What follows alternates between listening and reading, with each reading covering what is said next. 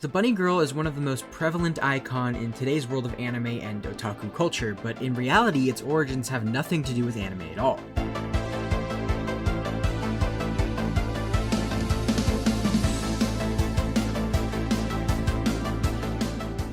Over time, the bunny girl has sort of gone through this weird metamorphosis and has been extremely far removed from what it once was. It all started back in the 1960s with Playboy magazine. It was an lewd magazine, often picturing nude women. The company itself was started in the 1950s by Hugh Hefner. The magazine was presented in a way that was more classy than the competition, who had to sell their magazines under the counter in brown paper bags. The magazine saw huge success, and by 1960 they opened the first Playboy club. The waitstaff were all women dressed in the aforementioned bunny suits. They spent long hours standing in high heels and had to undergo extremely strict working conditions. Hefner originally wanted the club's waitresses to wear short, frilly nighties, but it was pointed out that all those flimsy layers would be impractical for serving drinks and lighting cigarettes. It was a Playmate's idea to dress the waitresses as bunny versions of the magazine's masculine rabbit logo. Yes, the suits themselves were based off the Playboy logo, a bunny head wearing a tux collar and a bow tie. The logo was chosen by Hugh Hefner because of the humorous sexual connotation that rabbits have in American culture, and for its image of being frisky and playful. After going through many different designs, it was finally decided to go with the look we know today. A corset one piece, tights, cuffs, and a collar with a bow tie, high heels, bunny ears, and a cotton tail to finish it off. In reality, you would rarely see Playboy bunnies outside of the clubs, save for a few promotional events here and there. I think the reason the bunny suit became so popular was the mystery behind it all. It's not like anyone could have just waltzed into a Playboy club, so whenever people caught a glimpse of a bunny, it stuck with them. In Japan, up until the 1970s, Playboy wasn't really a thing. But starting in 1975, the first issue of Daicon Playboy, or Monthly Playboy, not to be confused with Weekly Playboy, was published. The magazine was essentially a translation of the English issues designed to fit the Japanese market better. Monthly Playboy ran all the way up until 2008 due to decline in readership, but by the end of the 1970s, it had gained iconography within Japan. Alongside the launch of Monthly Playboy, in 1976, another Playboy club was introduced in Tokyo, bringing the bunny suits overseas. This was not the first time the suits would be used in Japanese clubs, however. In 1964, the Esquire Club was opened in Osaka, and the bunny suit motif was lifted specifically from Playboy. In the years following the first Tokyo Playboy Club, several more would be opened in the following years, and so the bunny girl became engraved into the country. The Nihon SF Taikai is a Japanese science fiction convention and is nicknamed Tokon when held in Tokyo and Daicon when held in Osaka. In 1981, the third Daicon convention was held, and there a group of amateur animators who called themselves Daicon Film created an animated opening for the event featuring heavily copyrighted characters. The animations were extremely impressive for a group that didn't have a studio or much of a budget, and they actually went into debt to produce the short. They paid the debt off by selling 8mm prints of the film at the Daicon convention. The film itself featured heavily copyrighted music and tons of characters they didn't have the rights to, and the legal status of the film is still up in the air. Daicon 3 also holds the distinction of being one of the first OVAs ever made. In 1983, when the SF Taikai came back to Osaka, so did the group of animators, but this time with more help. They came in swinging with Daicon 4, an opening animation even longer than the last, featuring even more copyrighted characters. Among the pop culture icons and music I can't play to you, they also use something we've seen before. Yes, this is the first appearance of the bunny girl suit in any kind of anime or OVA or animation at all. And those amateur animators that grouped together to make Daicon Film? Yeah, they went on to form Gainax.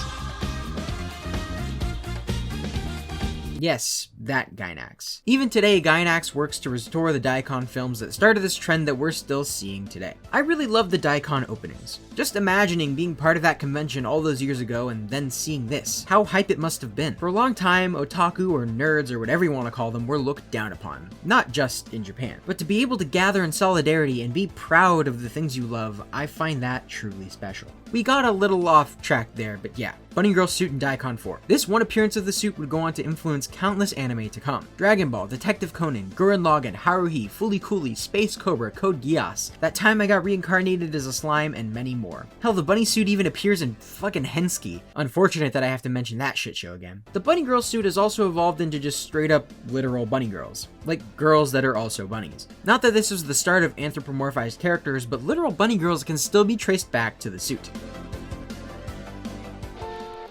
The most prevalent anime recently to feature bunny girls would be Rascal Does Not Dream of Bunny Girl Senpai, an anime that barely has bunny girls. Besides the 2 scenes she wears the suit in, it pretty much never appears again. But creating such a bait title for the show / light novels reinvigorated interests into bunny girls in general. The difference between Bunny Girl Senpai and other anime that have bunny girls is what they're used for. A lot of anime use it as a form of fan service, but in Bunny Girl Senpai, it's used to see whether or not Mai is really disappearing. She figures that if no one can see her even when she's wearing something as ridiculous as a bunny suit, then maybe all hope is lost. Later on in the show, she uses it as encouragement for Sakuta, but then the suit is never seen again.